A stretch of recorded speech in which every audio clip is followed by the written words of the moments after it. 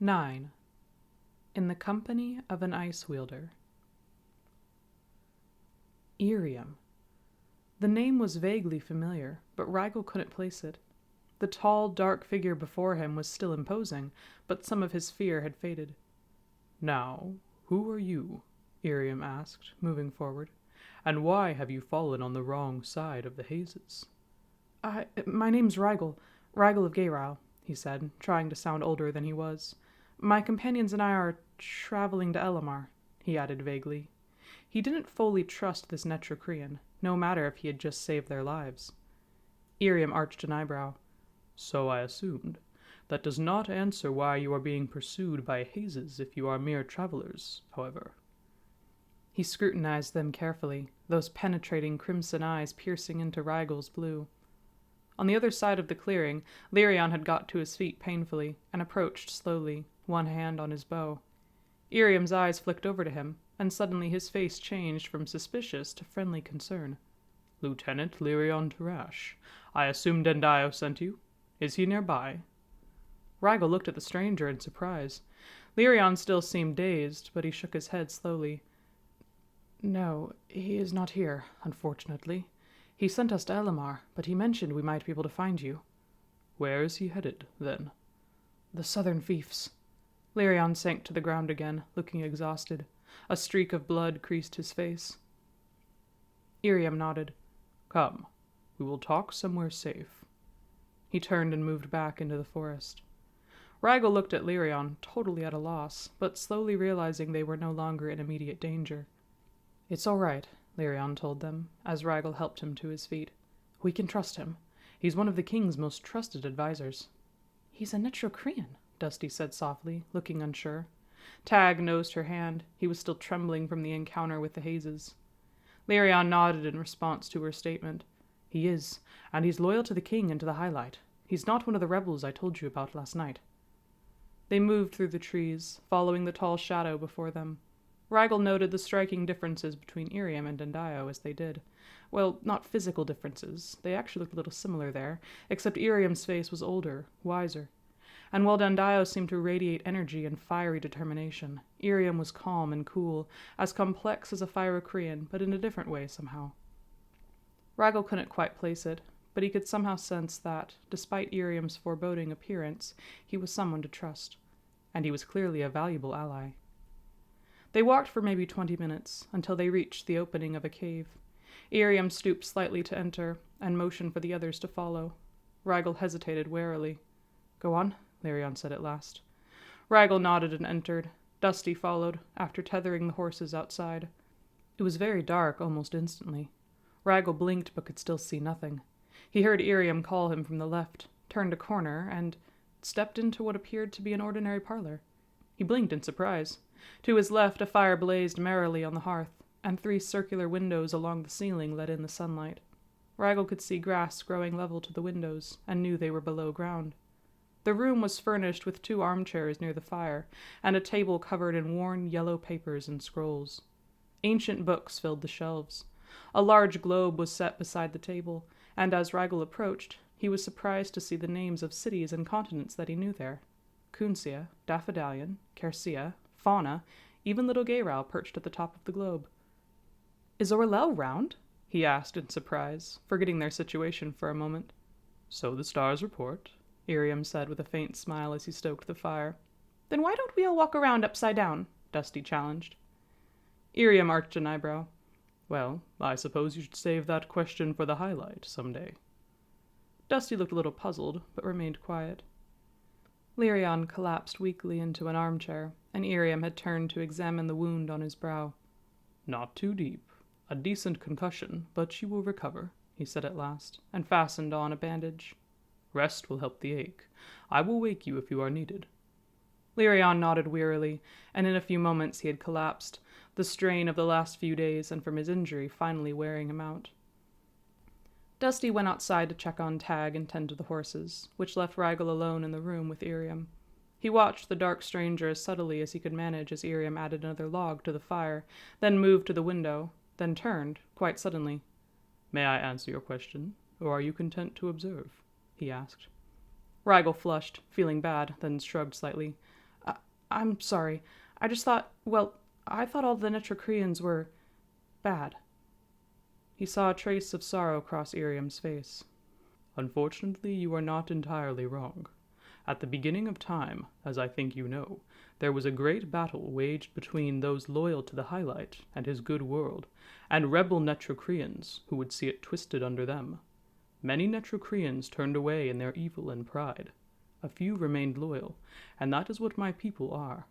We became known as the Neutrals, neither Phyrocrean nor supporting the Netrocrean rebels. Rigel sat down, fascinated by the story. Then, how do you know Dendaio? Iriam smiled. I was his father's advisor, long ago. Longer ago than I care to remember. When Jean was crowned, I advised him too. He has grown to be a great king, strong and compassionate, and his brother just so. He nodded in approval. In the years after the fall of the last human queen, Kirkadash, I returned to these woods, and times have been relatively peaceful. Until now, it seems. A shadow seemed to have fallen in the room. Dusty reappeared, returning to the globe model of Orlell and scrutinizing it carefully. Clearly fascinated by the concept, she began firing questions at Iriam, who answered patiently. He seemed to know a lot more about the world than Rigel at first assumed. Rigel walked along the walls, studying the paintings and tapestries that hung on the walls. Many of them looked very old. The entire place had the feeling of wisdom and age, the smell of old books and forgotten memories. It reminded him, suddenly, of Norin, and he felt a pang of longing as he thought of the old fisherman. He sensed someone was watching him, and turned to see Iriam studying him. You have the eyes of one who has come far and seeks much, he said at last. Rigel thought a moment. I guess so, he said finally, just not in the way I'd pictured. I know what I'm seeking, I think, just not how I'll find it. He shrugged slowly, not sure how to explain how he felt. Then what do you seek? Iriam asked. Rigel hesitated. I want to help Gayrile. Ever since I was little, I wanted to do something. Stop Saphicon and bring back peace and order to Gayrile. But when I finally get the chance to do something, to fight, I'm not even there. I'm here, on the mainland, not like I pictured. A faint smile touched the neutral's face. Sometimes we can only control our actions, not our circumstances or our situation. That's up to the Highlight to decide. All we can do is wait and see where his leading takes us. Rigel nodded slowly. I guess what I really want is to avenge my father. Rally the Guardians of Gayrile again. March on Saphicon. Make him pay for what he's done. It was odd, discussing these things with the neutral, but not in a bad way. A noble cause if it has the right motives, Iriam reminded him. He paused. You know, the purpose of the Guardians was never to create war, he added. Rigel looked up in surprise. Really? Iriam nodded. Their mission was to keep the peace on Gayrile, to be the guardians of the Highlight's truths and to help the Commonwealth understand them. I believe that may be the most glorious task of all, helping others. Then they weren't warriors? Rigel said, a little disappointed. Iriam smiled slightly. Oh, they would fight without hesitation should a threat arise, but they never sought out war.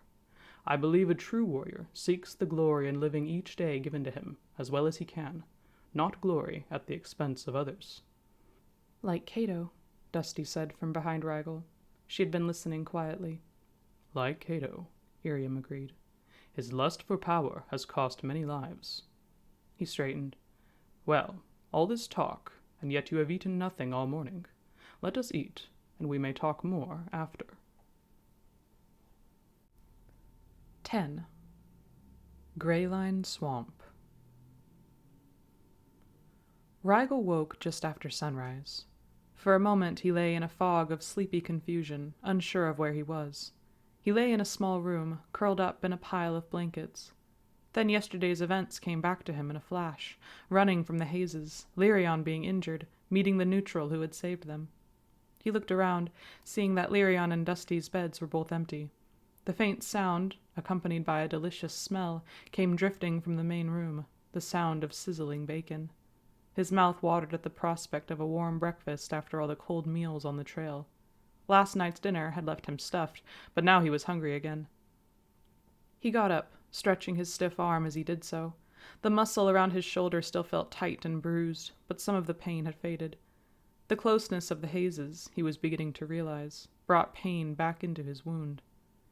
Iriam was tending to the fire as Rigel entered the room. Over the fire was a pan that held the source of the smell: bacon, eggs, and potatoes. "Good morning," Iriam said with a nod. "Sleep well, I hope?" "Yep," Rigel said with a yawn, sitting down. He looked around. "Where's everyone else?" "Dusty has taken her dog for a walk, and Lyrion is tending to the horses.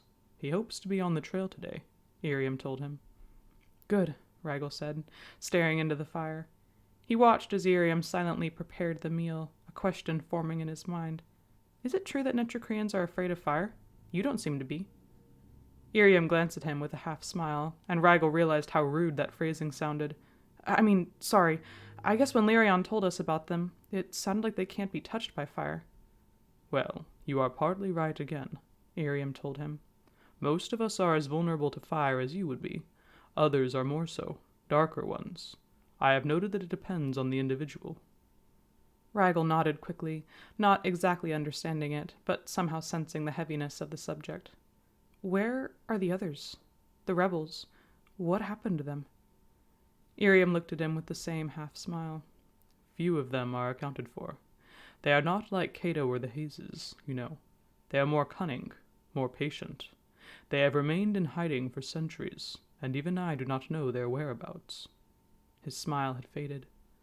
The thought of creatures in hiding, with the same power as Iriam, biding their time to strike, sent chills down Rigel's back, and suddenly a shadow seemed to have been cast in the room. Iriam seemed to guess his thoughts. "Worry not about the Netrocreans, Rigel. Our present issue is not with them, but with Cato, and with Saphicon. Let us deal with them first." Rigel looked up, a little surprised. "What do you know about Saphicon, Iriam?" Iriam nudged the tea kettle closer over the fire. "Little, I am afraid. I know he is no mere warlord. His powers match those of Norins, even exceed them, I think." "He defeated the Guardians," Rigel said quietly, thinking. "I'm not sure Norin would dare to challenge him again, even if he had the means." He thought of Norin, of what had been lost.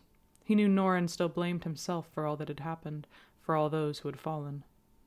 Lyrion and Dusty reappeared, with Tag following dutifully behind, and the discussion was left there. They all ate a hearty breakfast.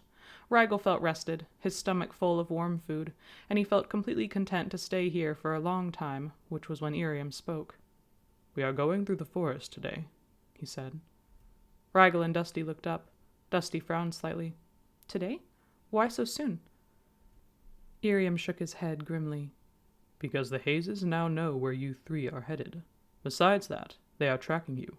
I am not sure why, but they will assume you will go by the main road to get to Elamar, and in that case, that road will soon be guarded heavily." Rigel's heart sank, and he felt a chill go down his spine as he pictured facing the Hazes again. "Then we have to fight through?" "There'd be too many of them," Lyrion said, looking at Iriam carefully. "Even for you." "I know," Iriam said with a faint smile. "That is why we are not taking the main road." Lyrion was studying the neutral's face and seemed to understand what this implied. His face fell in a look of dread. "No, we can't go that way. Not with the children." "Unless we face the Hazes, it is the only way in, Lieutenant," Iriam told him. "And you know we cannot risk the Hazes." Rigel wasn't sure what they were talking about, but he was pretty sure he'd take anything over the Hazes. "How are we going through the forest?" Iriam finally turned to look at them. "We are going through Greyline Swamp." "Greyline Swamp?" Rigel repeated uncertainly. It was a chilly and gray morning. The idea of sloshing through a marsh was not particularly appealing. "We have to walk through a marsh?" "No, it is too deep to wade," Iriam said. "I have 2 small boats that we can use to get across." "And we'll just hope that the sirens aren't hungry," Lyrion muttered. Dusty reacted at that, looking up at him quickly. "Sirens? There are sirens in the swamp?" Her eyes were wide as she looked from Lyrion to Iriam. Iriam, for once, looked a tiny bit guilty. "Well, yes, there are. If we go through the swamp around midday, most of them will be otherwise occupied. Besides that, I will be escorting you. They pose little threat compared to Hazes." otherwise occupied, as in looking for a meal," Lyrion said dryly. Rygel was starting to feel left out again. What are sirens?" Iriam looked at him. Sirens are shapeshifters, hunters in the water, an amphibious race that use their powers to lure in their victims. They are excellent swimmers. Their true form allows them to be very fast underwater.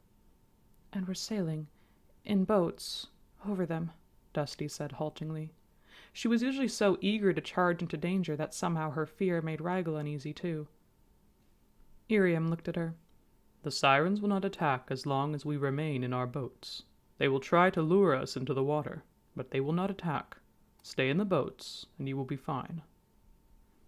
Rygel could see that neither Lyrion nor Dusty were fully convinced. Still, he knew they could trust Iriam. He had saved their lives, and offered shelter for the night. Now they would have to trust him again. "Well, that's simple enough," he said out loud. "None of us want to go swimming anyway. If we stay in the boats, we'll probably be fine." "Unless the sirens are especially hungry," Dusty said worriedly. Iriam looked at her. "I know this is hard, but you must trust me. This is the fastest way to Elamar, and we must avoid the hazes." A long silence. Finally, Lyrion nodded. "Well, that's that then. We'll go through Greyline." The boats, as Rygel saw, were 2 lean, well-built canoes. They carried the 2 canoes across the clearing to a small dock that Iriam had built several years prior. As they prepared the boats, Rygel stared into the swamp. From initial appearance, it looked just like the forest, with tall trees and underbrush. But up close, he could see the miry water that had leaked in among the trees. The trees within the swamp were gray and dead, drowned in the water. A flood had come through many years before, Iriam had told them, and all the water had collected here. Brambles and briars had grown up on the dead trees, fencing the whole place in, and making it very dark. The horses were another problem altogether, as they quickly discovered. In the end, Iriam and Lyrion decided to load them onto a log raft that they could tow behind the canoes. The 2 horses balked nervously at the water's edge, but Lyrion managed to lead them on. Iriam had Rygel ride in one canoe with Dusty, since Rygel had grown up around watercraft and could easily handle the oars. Rygel had only used canoes briefly. Normally, he and Norin used their sailboat. But it was fairly straightforward rowing, and the canoes moved swiftly and silently through the water. "Stay close behind us," Iriam told them as he and Lyrion started off, towing the raft with the horses on board. "And remember, stay in your boat." "Sit still, Tag," Dusty ordered the wolfhound, who was moving uncomfortably around on the canoe. Rygel dipped his paddle into the water and started after Iriam.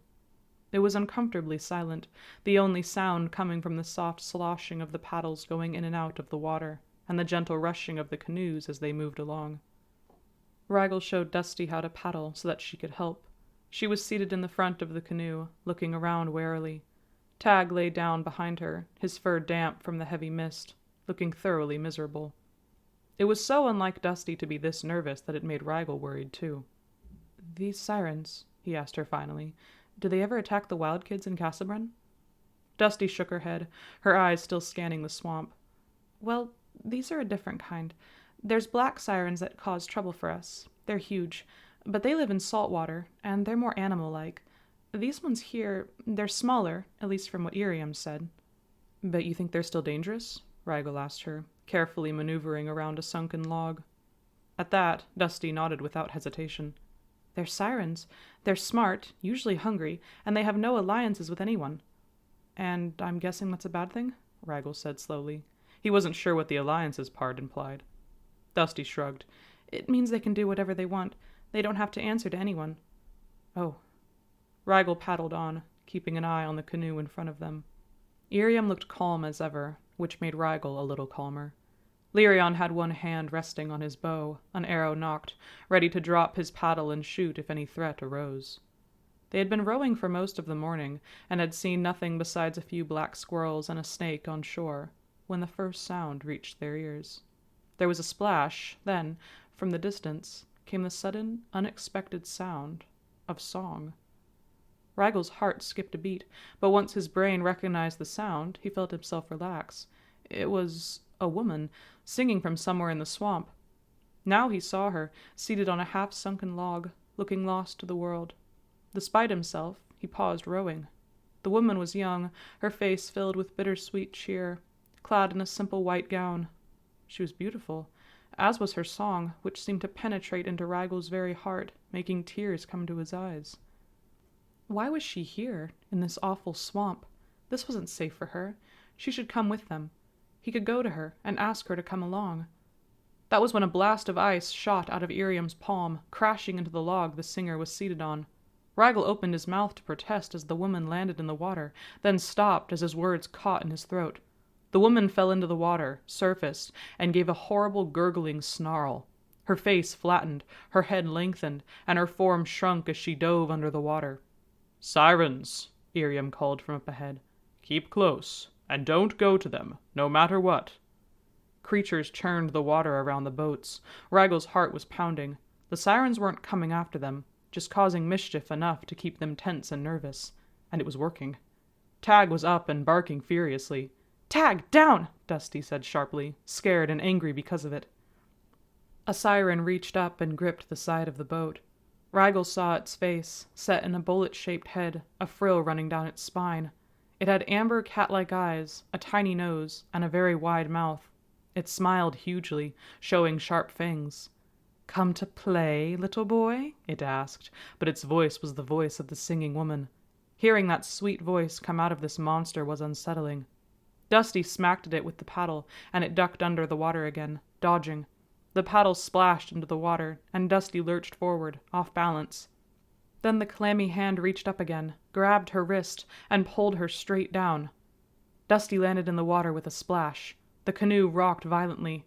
Raggle leaned over the side, peering into the murky water. "Dusty! Dusty!" His screams echoed around the swamp. He could hear Iriam calling something, a warning, but his focus was entirely on the place Dusty had disappeared. Dusty surfaced a few feet to the right, gasping for breath.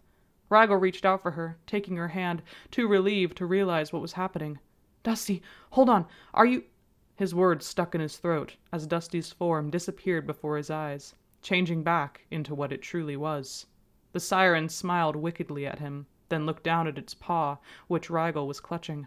Before Raggle could let go, the siren hauled him into the water. Raggle could hear Tag's desperate barks from above as the sirens dragged him and Dusty down. 11. The King of the Sirens. Raggle hadn't even had time to take a breath. Now water pressed down on him, and his lungs screamed for air. The siren had his arm in a tight grip, pulling him through the water. Raggle could see nothing except the blur of dark green around him. He thrashed desperately, but it was useless. Then, suddenly, he felt himself dragged up on cold stone.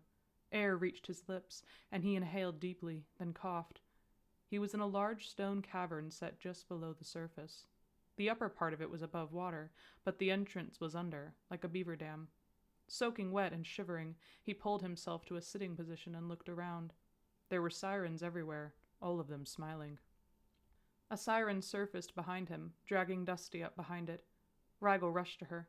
The wild kid girl was very pale, and she didn't even seem to be breathing.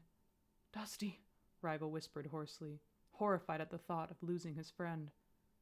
Then Dusty's eyes flew open, and she began coughing up all the swamp water she had swallowed. When she had caught her breath, she huddled next to Raggle. "Are you all right?" she whispered hoarsely. "I'm fine," Raggle replied softly. "Don't worry. Iriam will come help us." He held her close, trying to warm both of them up. The siren that had pulled Raggle under now stretched luxuriously and yawned, showing its fangs. It was the first time Raggle had seen its whole body. It looked a little like a very large newt, with a long body and short legs, but it had a frill going down the length of its back, and its neck was longer. Its eyes held a calculating intelligence as it studied the two captives. Its paws looked like human hands, although they only had 4 fingers, and in between the fingers was webbing. Its rear paws looked much the same, but longer and flatter than the front. The siren studied them for a moment, then spoke, its voice quite human-like, though with a gentle rasp. "Why come you?" it asked. Judging from its voice, it was male.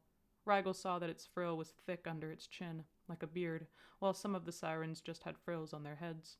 So those must be females, and the male sirens had full frills, he decided. "We had to get to Elamar," Dusty said, glaring at the siren. "Why not main road?" the siren inquired. Its common speech was broken and slow, and the slight accent confirmed Raggle's guess that the sirens used their own language. "We're being chased by hazes," he said. "They're guarding the main road. That's why we had to go through your territory." The assembled sirens let out low, angry hisses at the mention of hazes. That was a good sign. If they hated Cato too, maybe they would help. "We're not here to fight you," Dusty added. "Please, will you please let us go?" The siren who had spoken turned and spoke briefly with the others in a swift, chattering language. They seemed to come to a decision. The first siren turned to Raggle and Dusty again. "I be Keelas. I be deputy of Highness's army here. You will answer to King Sashen." He shouted out a command, and the sirens encircled Dusty and Raggle, forcing them down a tunnel. It was pitch black and very drippy. The stench of rotting vegetation, and other things, reached Raggle's nose, and he frowned. "Do you think they'll eat us?" Dusty whispered. She sounded scared. "I don't know," Raggle said, but he had a small feeling of hope. If the sirens had wanted to eat them, they would have done it quickly and had it over with. But now they were being taken to their king. That was good, he figured. It was better than being eaten, anyway. It was a long while of bumping along through the tunnel, with the sirens whispering and occasionally laughing to themselves in the darkness around Raggle's knees. Then light came into view ahead.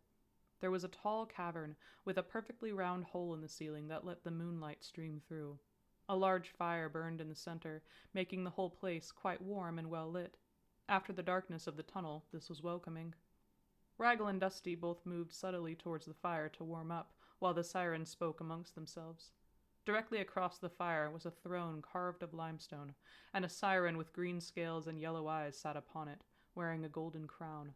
The siren guards pushed Raggle and Dusty forward to stand before the throne.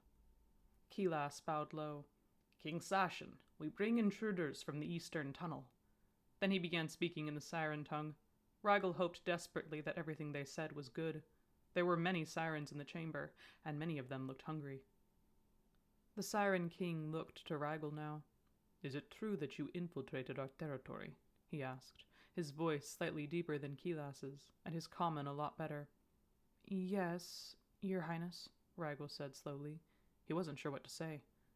The king, Sashen, studied him a moment. "Who are you?" "I am Raggle of Gayrile," Raggle said carefully, "and this is Dusty, a wild kid of Casabren."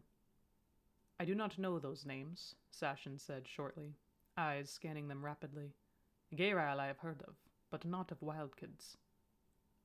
Dusty started. "I do not believe you to be a threat," Sashen said. "Why come you here?" Raggle and Dusty exchanged a quick glance. The sirens, evidently, knew of the hazes, but where did they stand in this war? Clearly not with Cato, but probably not with the Lisneys either. "The roads are blocked," Raggle said finally. "The hazes, Cato, they're trying to block the border." "Why? Another petty fight among the two-legs is none of our interest," Sashen said flatly. "It should be," Raggle boldly informed him. A few sirens hissed, some in frustration, others in interest. Sashen watched him. "Mind your tone, Raggle of Gayrile," he hissed softly. Raggle took a breath. It would do no good to anger the sirens, but they had to know the truth, and it was his and Dusty's best chance of getting out of here. "The hazes. Cato has sent them to block the main roads, but that's not all.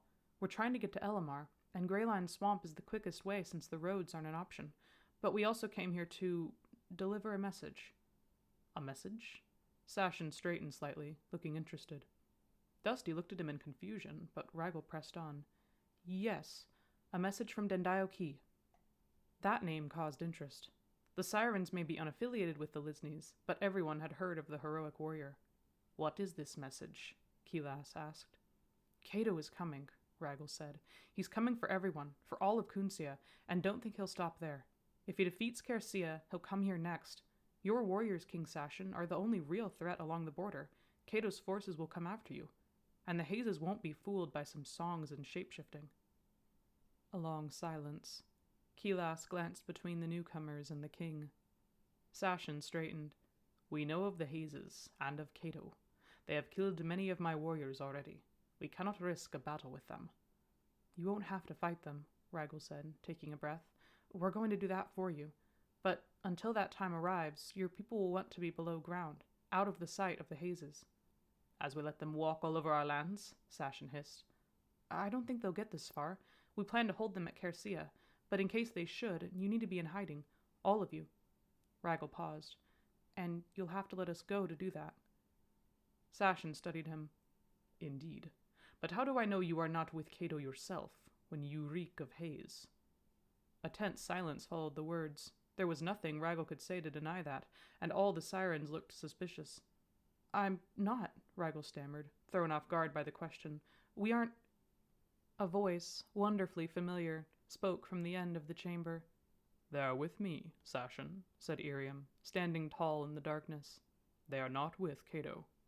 Iriam, Dusty said in relief. The neutral nodded briefly to them, but his eyes were on the Siren King. Many of the assembled sirens nodded and made room for Iriam. Clearly the neutral was a respected figure in this part of the country. Sashin looked uncertain, but no longer suspicious. With you? And what is their purpose here? They are riding to Elamar. I offered them passage through the forest, Iriam explained. They have been sent by Sia itself. Dendio Key sent them. Ragel let out a pent-up breath. Iriam could not have confirmed Ragel's story better than if he'd been in on the whole thing. Sashin thought a moment. In this case, then you may claim them. You may pass through the swamp. Iriam bowed slightly in thanks. Thank you, sire, and you would do well to heed the boy's warning. Allow the Lisneys to deal with the hazes. You must remain here, out of the way of the battle. He turned, his black cloak billowing behind him as he led the two of them out of the cavern. I am glad to see you both are all right, Iriam said as they left.